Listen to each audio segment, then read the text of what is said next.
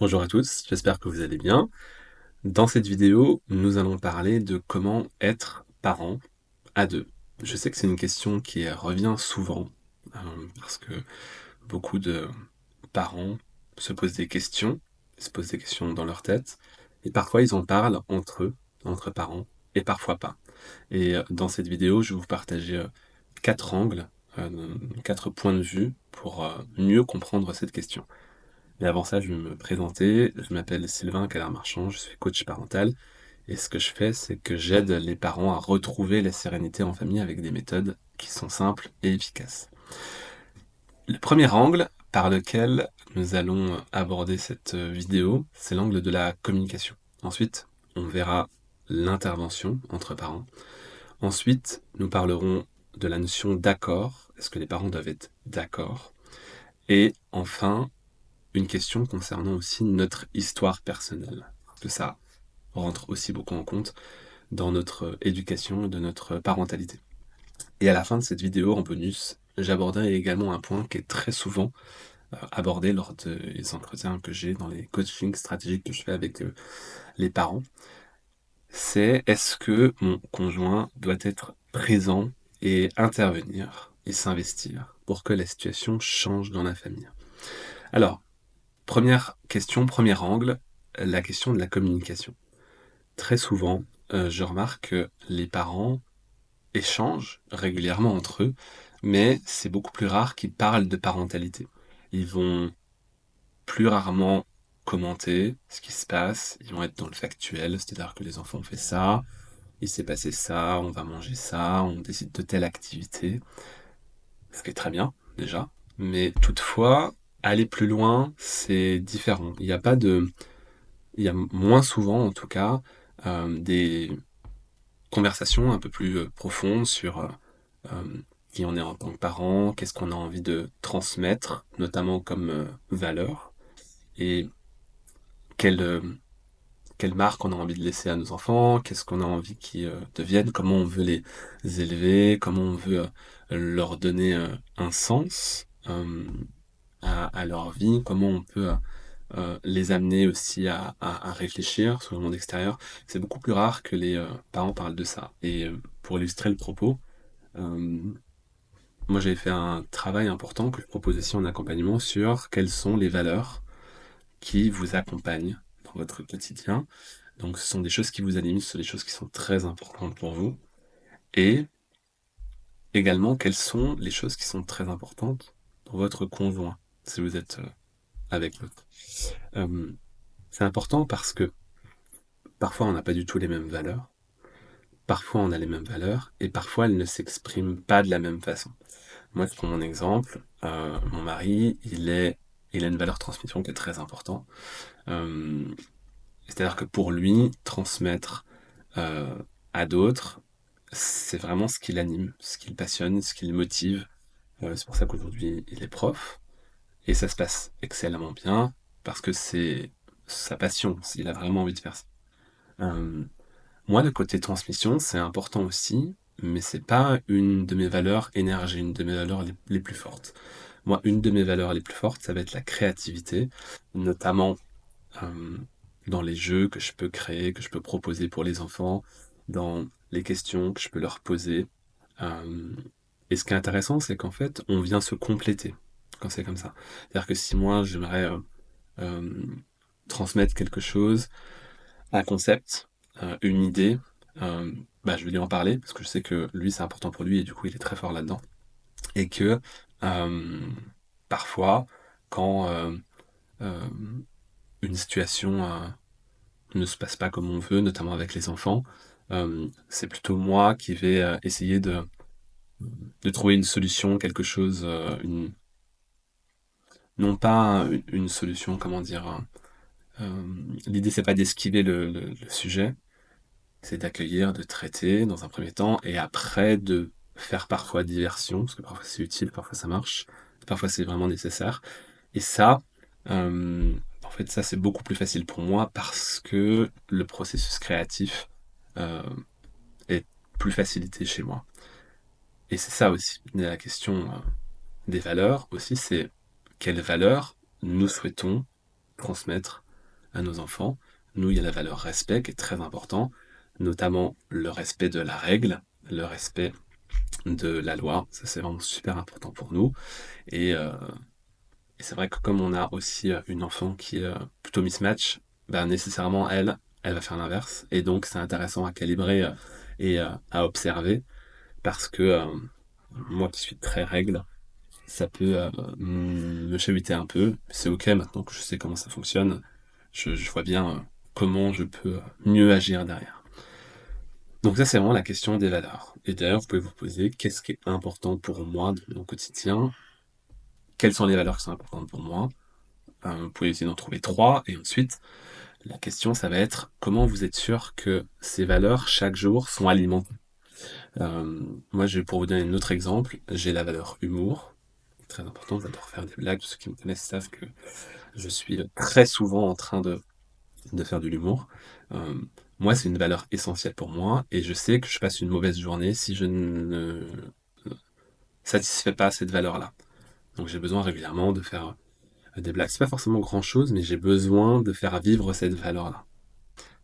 Et donc, vous pouvez vous poser ces questions une fois que vous avez identifié vos valeurs, comment vous allez les faire vivre au quotidien, parce que c'est important de les nourrir. Et souvent, quand on commence à ne pas être bien, qu'on est mal à l'aise, qu'on commence à être fatigué, qu'on a une forme de brouillard mental, on a l'impression de patauger, qu'on est vraiment dans le flou total, souvent, se ramener aux valeurs et comment on les remplit, ça nous permet déjà d'y voir plus clair et de sortir un peu de cet état qui est pas, qui est pas très agréable à vivre.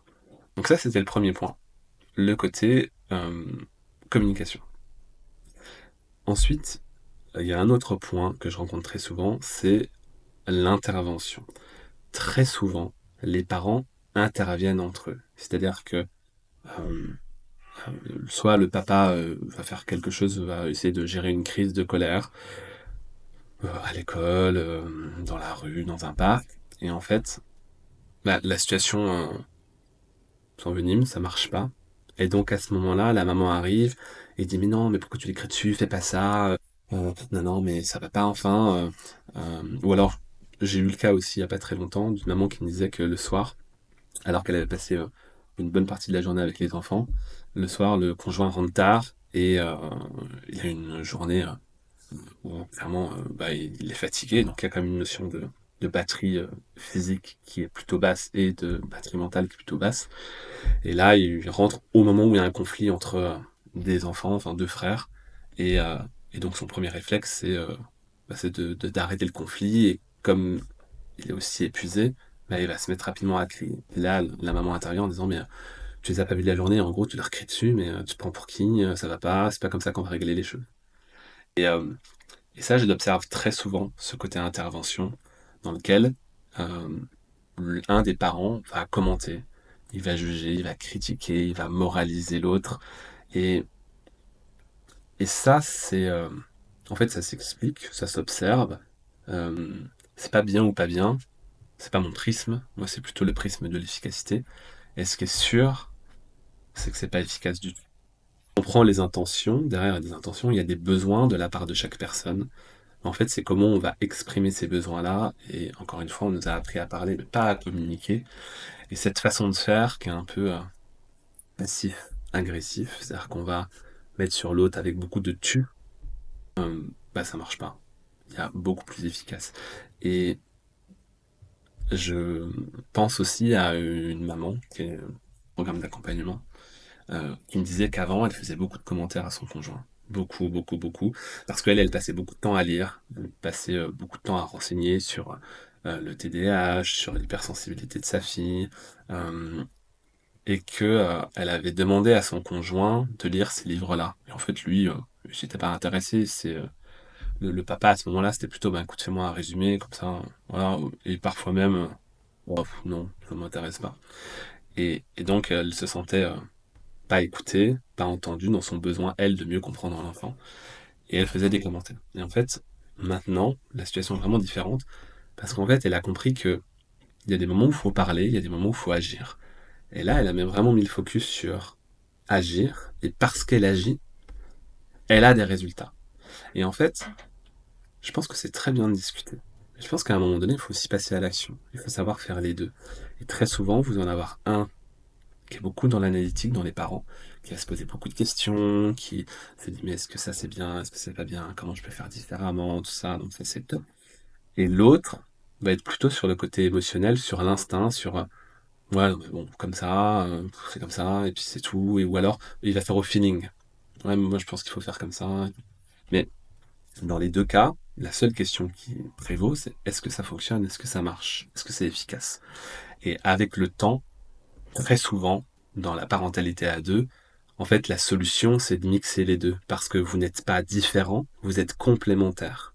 Et tout le travail de l'accompagnement, c'est aussi de mettre en exergue votre façon de faire, vos façons privilégiées de faire, vos zones de confort de chacun, parce que souvent, vous êtes complémentaires, vous avez des façons différentes de faire, et ensuite, vous pouvez sortir de votre zone de confort pour aller dans votre zone d'inconfort ou d'apprentissage. Et c'est bien parce que, en général, l'autre parent sait comment faire. Donc, il peut vous aider, mais pas dans un esprit de critique, de jugement, de moralisation, vraiment dans un esprit de feedback, d'amélioration perpétuelle et de se dire qu'on fait un petit peu mieux chaque jour. Et l'idée, c'est ça. C'est à un moment donné, à la fin, quand vous avez vraiment bien travaillé ensemble, et bien travaillé sur vous, vous êtes capable d'être dans votre zone de confort, dans votre primaire, ce que vous savez faire depuis très longtemps, et aussi aller dans une nouvelle zone de confort, peut-être plus nouvelle, mais qui marche aussi tout autant, qui va rejoindre un peu le style de l'autre. Comme ça, c'est beaucoup plus efficace, et à la fin, bah, vous en bénéficiez parce que vous êtes plus à l'aise tous les deux, et en plus, vos enfants en bénéficient aussi. C'est, si je devais faire un parallèle, c'est comme apprendre une autre langue. En fait, vous allez parler une langue, votre conjoint va parler une langue. À un moment donné, si vous parlez, vous, que français et lui que italien, ben à un moment donné, les enfants, ils vont être aussi à l'aise en français qu'en italien. Là, c'est pareil. Si vous, vous êtes quelqu'un qui parle beaucoup et que le conjoint est quelqu'un qui parle peu, si à un moment donné, vous travaillez sur le fait de pas parler, mais d'agir, donc être plutôt dans le non-verbal, et que lui ou elle va plutôt travailler sur le parler parce que habituellement il ou elle a plutôt dans l'expression des sentiments et corporels, à ce moment-là, vous serez doublement plus efficace. Et ce sera aussi beaucoup plus facile quand vous vous retrouverez seul avec les enfants, parce qu'en fait, vous pourrez presque adapter le langage de l'autre pour comprendre. Et là, dans ces moments-là, c'est quand même vachement plus efficace. Donc ça, c'était le deuxième point. Le troisième point, c'est la notion de l'accord entre les parents. Alors ça, c'est quand même un truc incroyable, parce que l'idée que entre parents, on doit faire front commun, je pense que c'est la plus grande connerie qui existe. C'est pas vrai. C'est même, quand on y réfléchit, ça n'a aucun sens. Parce que, déjà, c'est complètement inefficace. Je préfère vous le dire, c'est basé sur absolument rien. Et la seule chose que ça va permettre une forme de flexibilité à l'enfant qui va comprendre qu'en gros, bon, ok, j'ai compris que si je demande ça à maman, ça va être oui. Si je demande ça à papa, ça va être non. Si je demande telle activité à papa, il va me dire oui. Par contre, si je demande telle activité à maman, il va me dire non. Si je demande un peu plus de temps d'écran à papa, il veut dire non. Par contre, maman, elle peut dire oui. Et puis, maman, elle est d'accord le samedi matin, mais pas samedi après-midi. En gros, vous allez faire un enfant qui va comprendre exactement presque vos failles. Et vous pouvez être sûr qu'il va aller dedans et qu'il va aller chercher, entre guillemets, la bonne réponse, enfin ce qui l'intéresse à un instant T. Euh, En fait, l'idée, c'est on n'est pas toujours d'accord avec le conjoint et on peut très bien le dire. Vous pouvez très bien le dire. Après, c'est toute la question, c'est comment vous allez le dire. Et c'est ça le truc, parce que si à un moment donné l'enfant vous fait une demande et que euh, votre conjoint commence à parler et vous dire ah ben non, pas du tout, et que vous avez envie de dire oui, bah, comment vous allez dire sans avoir l'impression de déjuger votre conjoint de votre enfant, de saper presque son autorité, parce que beaucoup pensent ça en fait, quand on va dire qu'on n'est pas d'accord, on va casser quelque chose, on va saper l'autorité. Alors qu'en fait, on peut très bien le dire, on peut très bien être en désaccord et être OK. C'est comment on va le faire. Parce que sinon, la question c'est, si votre enfant vous demande quelque chose, vous dites non, il va demander à l'autre parent. L'autre parent va dire oui. C'est quoi l'apprentissage pour l'enfant? Qu'est-ce que ce non finalement veut dire? Et alors que le oui veut dire quoi dans ces moments-là? Et surtout la prochaine fois, qu'est-ce qui va se passer? Donc en clair, non, on ne fait pas front commun.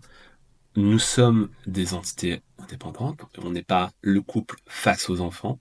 D'accord? On est une équipe. Et parfois dans une équipe, on n'est pas d'accord. Donc on va en parler.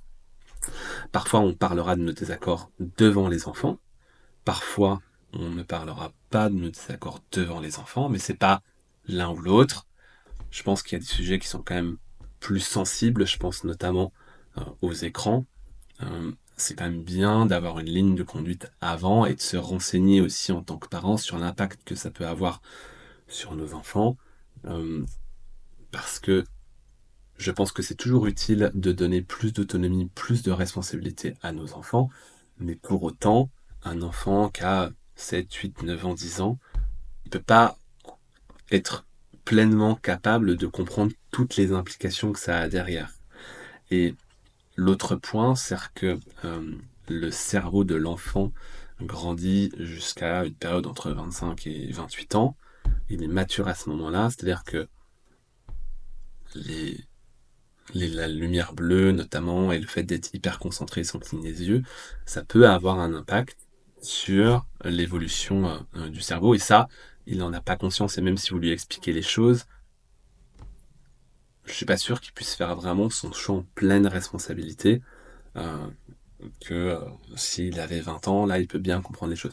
Donc, oui, on peut en parler ensemble. Euh, Moi, j'aime bien le côté conseil de famille, donc on vient en parler tous ensemble, on pose des choses, on pose nos besoins, nos sentiments derrière les besoins et nos demandes, et on en parle. Et moi, ça m'arrivait très souvent de reconsidérer, en fait, une question. Une de mes filles, parfois, me pose des demandes, et en fait, j'ai envie de dire non, et en fait, je me suis rendu compte que je me suis même pas posé la question. J'ai juste répondu automatiquement. Maintenant, ce que je fais, c'est que je laisse volontairement un temps, euh, et ça c'est pas facile au début, mais ça s'apprend. Vous laissez un temps de 2-3 secondes, où vous laissez la question prendre place dans votre mental, dans votre esprit, pour vraiment considérer la question. Et c'est cet espace de temps-là, c'est le même espace de temps que si demain je vous dis, ben, où est-ce que vous avez envie de partir en voyage la prochaine fois? Vous n'allez pas dire non. Vous allez vous dire, ok, ben tiens, là j'ai fait ça, j'aimerais bien peut-être faire ça, j'aimerais aller à tel endroit. Vous prenez le temps de la réflexion. Et ben, une demande d'un enfant, ça peut être ça aussi. Parce que parfois on a tendance à dire non, alors qu'en fait on sait même pas pourquoi on dit non. Et des fois on le dit aussi parce que l'autre avait dit oui et on a envie de l'embêter, quoi. Pour pas dire autre chose. Donc posez-vous la question, pas de front commun, ça sert à rien. Parfois vous serez d'accord en même temps, mais c'est pas parce que papa et moi on est comme ça, ou maman et moi on est comme ça. C'est parce qu'on a pris le temps d'y réfléchir. Et autre chose aussi, les enfants ils sont très forts pour comprendre tout ce qui est non dit, non verbal. Et à un moment donné, si vous commencez à dire oui, oui, tu peux faire la tablette, je suis complètement d'accord. Enfin, on voit bien que clairement là, il y a ce qu'on appelle une dissonance. C'est-à-dire qu'il y a deux messages qui sont envoyés en même temps. La clé de la parentalité efficace, c'est être au centre de trois cercles. Ce que je dis, ce que je pense, et ce que je fais. Ou même ce que je dis, ce que je ressens et ce que je fais. Et quand vous êtes au centre de ça, vous n'avez pas besoin, on s'en fout à la limite si le conjoint il est d'accord ou pas, parce que vous êtes dans votre alignement, où vous êtes vraiment en train de dire quelque chose qui est authentiquement centré sur vous, qui est authentiquement en phase avec tout ce que vous pensez, ce que vous ressentez, ce que vous dites, ce que vous faites. À ce moment-là, l'enfant il se dit ok, il y a un seul message, c'est non, j'ai compris. Il va même pas demander à l'autre conjoint. Donc c'est ça l'idée, c'est de travailler sur ce qu'on veut réellement et ce qu'on veut pas. On a le droit de pas être d'accord, simplement c'est comment on le dit. Je dis souvent, on peut tout dire, mais c'est une question de forme. Et très souvent, la forme, on l'a pas. Le dernier point que j'aimerais aborder, c'est sur la notion de notre histoire. Il faut bien comprendre que quand vous êtes en couple, vous allez mixer des histoires. C'est-à-dire qu'en gros, vous allez avoir votre histoire personnelle, votre histoire de famille, votre enfance, votre adolescence, votre vie de jeune adulte. Vous avez associé à ça des expériences qui sont positives, d'autres négatives. Vous allez avoir des moments de bonheur, des traumas, vous allez avoir des croyances, donc des choses qui sont vraies pour vous, donc des valeurs qui vous sont propres, dont vous êtes authentiquement, auxquelles vous êtes authentiquement connecté, et des valeurs qui vous sont transmises aussi par les parents et par la famille. Et finalement, quand on est ensemble, à deux, il y a un certain nombre de ces valeurs qui se mettent en application et qui se vivent. Par contre, quand on devient parent, là, il y a quasiment toutes les valeurs qui se mettent en action. Et c'est souvent pourquoi les parents rencontrent des difficultés avec leurs enfants, c'est qu'en fait, ils ne se rendaient pas compte que l'autre avait cette histoire de vie-là, telle croyance, telle valeur. Et parfois, ça peut être vraiment difficile parce qu'on peut avoir des visions très différentes. Je pense notamment à une maman qui venait d'un milieu vraiment très classique. C'est-à-dire, le côté classique, je lui ai posé la question, parce que moi, classique, je ne sais pas ce que ça veut dire. Elle expliquait que c'était quelque chose qui était très rude, euh, où il n'y avait pas de sentiments, il n'y avait pas d'émotion. On doit tout respecter à la lettre. On n'a pas le droit de parler à table.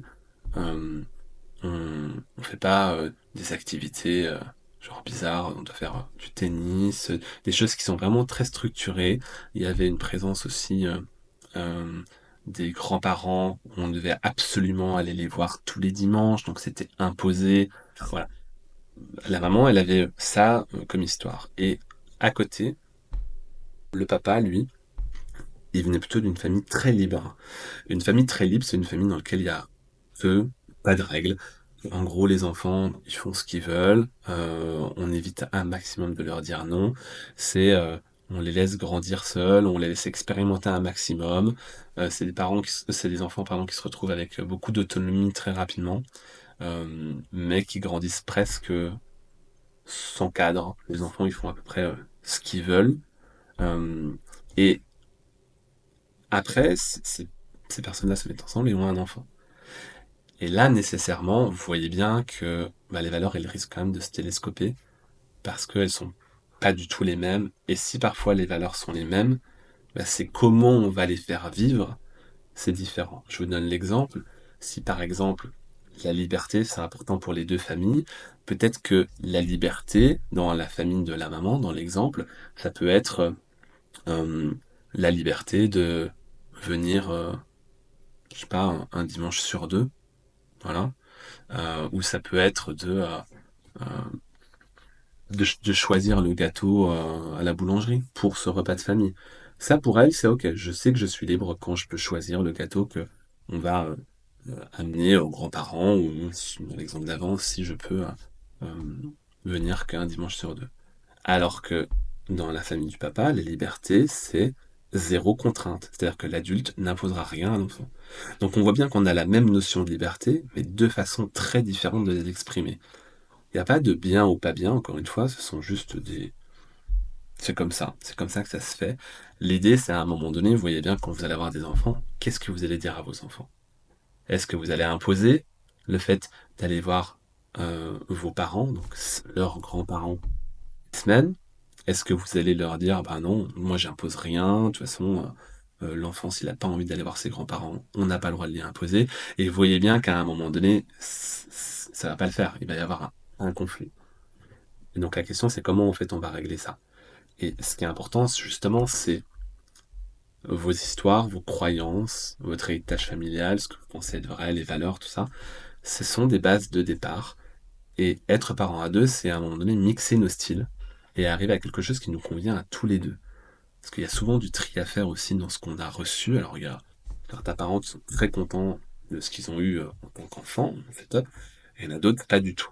Et en fait, l'idée, c'est d'être juste en phase avec ça et de se dire, ok, moi, par rapport à ce que j'ai eu, ça, j'aime bien, ça, j'ai vraiment envie de reproduire, j'ai vraiment trouvé ça appréciable, j'ai vraiment apprécié ça, je me suis senti vraiment bien en tant qu'enfant, le fait d'avoir ça de mes parents.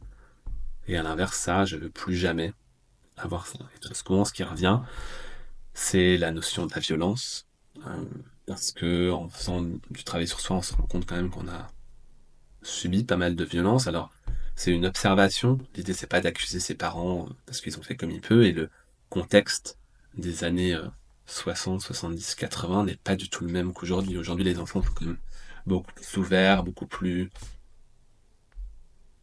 développés, épanouis. Ça veut pas dire qu'avant c'était pas le cas, c'est-à-dire que là on leur laisse plus de liberté, donc plus d'enjeux. Euh, on se rend compte aussi de plein de choses qu'on faisait avant qui sont clairement pas acceptables, et avec le temps, on va continuer d'évoluer. Et on va se rendre compte de plus en plus de choses. Et en fait, à chaque fois qu'on passe ces étapes-là, l'idée c'est de se dire comment moi je me positionne par rapport à ça. Et parfois, la réaction, c'est quand c'est trop violent, trop fort, ben, on va avoir tendance à critiquer, mais non, c'est pas cette connerie, on va pas penser ça, on va pas dire ça. Après, les enfants, ils seront rois, ils vont faire ce qu'ils veulent et tout. Ben, non, en fait, c'est juste que euh, une société qui ira bien, c'est quand on considérera vraiment les enfants pleinement et que les parents n'auront plus besoin d'utiliser les deux armes de destruction massive de parentalité. C'est l'ascendant psychologique. C'est-à-dire qu'en gros, moi je suis parent, toi t'es enfant, donc je sais, tu sais pas. Et la force, ah ben, en fait, tu veux pas faire, c'est pas grave, je te prends. Ça, je dis toujours la même chose. Vous le faites jamais avec vos amis, vous le faites jamais avec votre employeur. Vous n'allez pas aller le voir en disant, tu veux pas me donner mon augmentation? Bah tu vas venir là, puis on va en parler dehors, et puis je vais te mettre une claque et on verra ce que t'en penses. Enfin, ça se fait pas. Pourtant, on le fait avec les enfants. Il y a plein de raisons qui expliquent ça. Euh, c'est pas ce qu'on vise, bien évidemment, mais une fois qu'on sait comment faire, comment vraiment améliorer la qualité de la relation, c'est quand même beaucoup plus simple. On n'a plus du tout besoin d'utiliser ça. Mais pour ça, il faut être aussi en paix avec nos propres croyances et notre propre passé. Ouais, notre propre passé. Et il y a un point bonus, si vous êtes encore là, bravo, parce qu'il y a un point bonus, un angle que j'aimerais vraiment aborder. C'est une question qui revient très souvent, voire franchement, je pense que c'est systématiquement, ou en tout cas pas les parents solo, bien évidemment les mamans solo ou les papas solo, c'est la question du conjoint, que ce soit le papa ou la maman, peu importe, la question du conjoint, c'est est-ce que je peux changer la situation familiale actuelle, sachant que mon conjoint travaille énormément, que mon conjoint n'est pas investi, que mon conjoint est investi un peu, mais il va vite abandonner, que mon conjoint va vite utiliser la force ou l'humiliation ou la menace, le chantage. En gros, comment je peux faire s'il n'y a que moi qui ai envie de faire le travail? Alors, euh, je vais essayer de répondre à la question. Il n'y a pas de vérité absolue. Je vais vous donner un peu mon expérience, sachant que c'est qu'un prisme. Je ne détiens pas la vérité, c'est une, une vision. Déjà, très souvent, ce que j'observe, c'est quand même dans de très nombreux cas la maman qui va faire les démarches. Euh, et donc voilà, la question qu'elle me pose, c'est est-ce que c'est pas grave si mon conjoint ne participe pas? Est-ce que ça marchera s'il ne s'implique pas?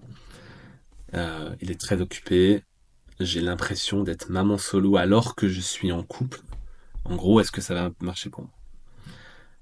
Alors, oui, en fait, majoritairement, ça fonctionnera. Parce que quand vous allez travailler dans votre parentalité, vous allez travailler sous plusieurs angles. Vous allez travailler votre relation vous-même avec vos enfants. Donc déjà, le premier point, c'est ça. C'est que vous gérez votre relation avec vos enfants. Donc après, le conjoint, bah, s'il ne s'implique pas et s'il ne le fait pas, bah, c'est un peu sa perte, entre guillemets. C'est his loss, comme on dit en anglais. C'est bah, tant pis pour lui, en fait. C'est un peu dommage. Voilà, mais ça, c'est un peu le côté négatif du truc. Mais dites-vous que vous le faites pour vous, pour votre développement personnel et pour votre relation avec vos enfants, pour vos enfants aussi. Ça, c'est le premier point. Ensuite, il faut savoir que la majorité des apprentissages de vos enfants ne se fait pas parce que vous leur dites telle méthode ou telle méthode. C'est parce que vous allez être dans l'exemple. Les enfants, ils apprennent beaucoup plus en imitant et en modélisant qu'en écoutant. Quand vous, l'exemple le plus évident, c'est la parole. La parole, vous allez jamais dire à votre enfant bouge la langue de telle façon, ferme la bouche de telle façon, ouvre-la, utilise tel débit d'air. Non, ça se fait naturellement parce que les enfants ils vont copier. C'est comme la marche. Après, à part tenir les mains pour essayer de la faire marcher, la faire marcher dans la rue, vous n'allez pas faire grand-chose. Vous allez juste intervenir en complément, mais le principal process d'apprentissage, c'est par imitation. Donc en fait, qu'est-ce qui va se passer? C'est que à un moment donné, parce que les parents changent, les enfants changent. Et parce que un des parents change sa stratégie, sa façon de faire, bah, il aura des résultats. Parce que pour avoir des résultats différents, il faut faire des choses différentes. Donc à partir du moment où vous faites des choses différentes, vous aurez des résultats différents, donc possiblement des résultats rapides. Et là, en fait, naturellement, il peut y avoir une forme de scission qui va se produire entre les parents. Parce qu'en gros, il y en a un qui fait la démarche, qui a des résultats, et l'autre non. Et l'autre ne peut pas rester indifférent. Et en fait, à partir de là, j'observe qu'il y a trois cas qui peuvent se produire.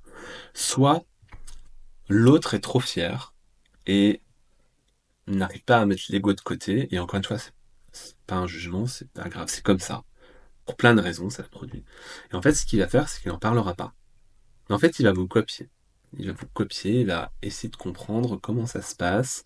Tiens, si je fais ça, et souvent, moi je l'avais observé, c'était une maman qui m'avait dit ça. Son conjoint voulait pas le faire. Et en fait, un jour, elle l'a cramé en train de faire une technique que je lui avais transmise.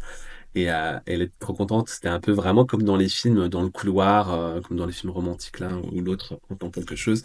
Elle était dans le couloir, elle a entendu son conjoint verbaliser les émotions de l'enfant. C'était quelque chose comme ça. Ah oui, euh, tu as lancé l'objet parce que tu étais en colère, c'est ça? Et en plus, elle l'a observé. Il s'est mis à la hauteur de l'enfant, chose qu'il faisait absolument pas avant. Mais pour autant, il lui en a jamais parlé et elle non plus. Donc, c'est à défaut d'une communication, ça c'est déjà des premiers résultats que vous pouvez avoir et c'est chouette quand ça se passe comme ça. Et ensuite, le papa, dans un second temps, finalement, ils en ont parlé, mais plus tard, parce qu'en fait, il voulait vraiment expérimenter, il avait trop peur de l'échec. Mais encore une fois, c'est ok. L'idée, c'est qu'à un moment donné, ça fonctionne. Le deuxième cas, c'est euh, en fait, il va vouloir comprendre comment faire et en parler. Et ça, c'est top. C'est-à-dire que là, il y a vraiment une communication. C'est-à-dire qu'en gros, il dit, bah, tiens, pourquoi t'as fait ça? Pourquoi t'as dit ça? Et là, on va vraiment retrouver une forme d'esprit d'équipe. C'est-à-dire qu'en gros, le soir, ce sont des parents qui vont discuter entre eux. Tiens, il s'est passé ça. Toi, comment t'es content de toi? Qu'est-ce que t'as bien fait? Tu ferais différemment? Qu'est-ce que t'as pensé de ça? Et par rapport aux outils, ça permet finalement de s'améliorer beaucoup plus vite parce que l'autre va être observateur et des fois n'intervient pas. Alors c'est pas tout le temps, on n'est pas en train de faire des jeux de rôle, mais l'idée c'est que vaut mieux faire une observation par jour, parce qu'au bout de un an, vous aurez 365 observations. Donc ça, c'est le principe vraiment des effets cumulés, ça c'est la partie financière de moi qui s'active, mais c'est vraiment ça, vaut mieux une observation par jour, tous les jours pendant un an, qu'une observation pendant 15 jours, et puis, ou 10 observations par jour, et après, au bout d'une semaine, il n'y a plus rien. Vous voyez. Donc l'idée, c'est ça, l'autre peut jouer le rôle d'observateur et dire, tu vois, là, par exemple, tu as fait ça.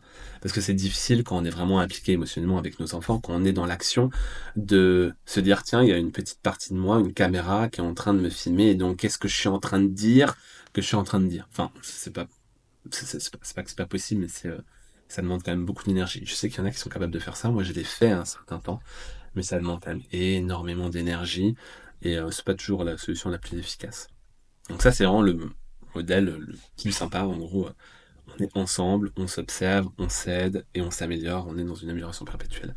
Nécessairement, quand on est dans ce schéma-là, les résultats ils vont plus vite, plus fort, plus loin. Mais ça veut pas dire que c'est pas possible pour les autres. Je tiens vraiment à insister là-dessus.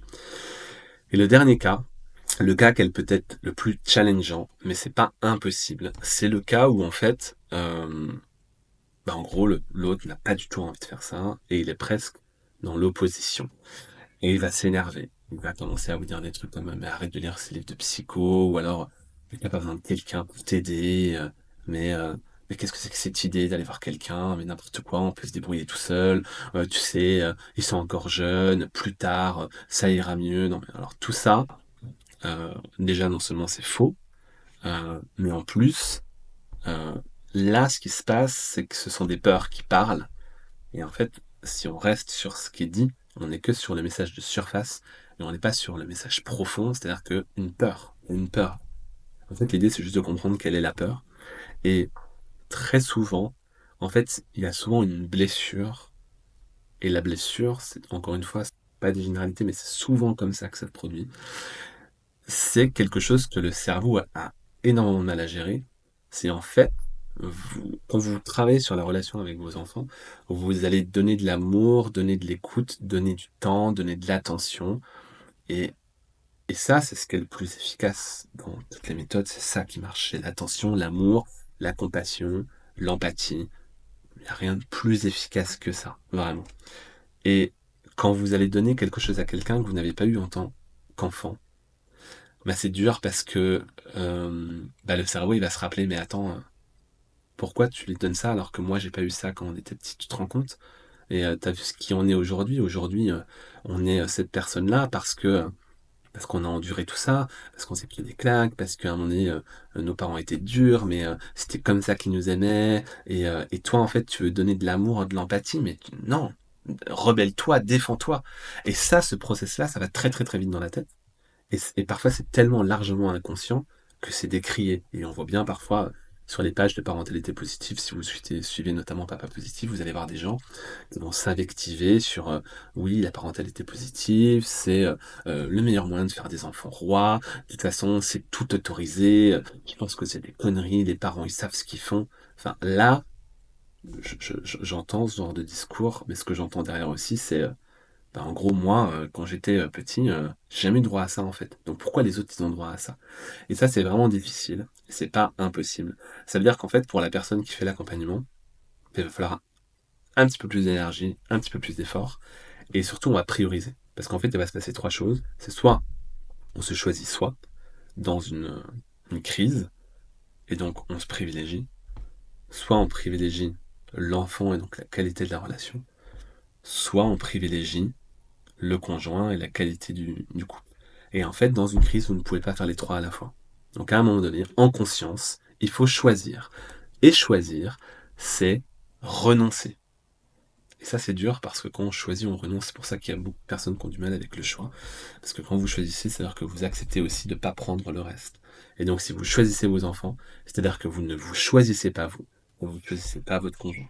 Si vous choisissez votre conjoint, vous, choisissez pas vous ne choisissez pas vos enfants, ni vous. Et si vous choisissez vous, vous ne choisissez pas vos enfants, ni votre conjoint. Et il n'y a pas de bonne ou de mauvaise réponse. À un moment donné, c'est voir ce qui fonctionne. Et surtout, dans le temps, est-ce que vous avez plus tendance à privilégier vous, vos enfants et votre relation, ou votre conjoint? Et quelque chose qui est équilibré, c'est nécessairement où vous alimentez ces trois pôles finalement. Et donc pour résumer concrètement, c'est possible dans les trois cas. Ça va nécessiter un accompagnement légèrement différent, avec des stratégies différentes, parce que la seule solution pour que ça fonctionne, ce sont des outils et des méthodes qui vont être déployés de manière ultra spécifique. C'est ça qui est super important. Parce que sinon, tout le monde prendrait les livres de parentalité, on fait copier-coller, ça marche. Enfin, les êtres humains ne sont pas des machines, on ne peut pas diagnostiquer un problème, changer une carte mère, changer un fusible, et puis ça repart. On a une composante émotionnelle, on a quelque chose qui fait qu'on est quand même très irrégulier, on est euh, très changeant.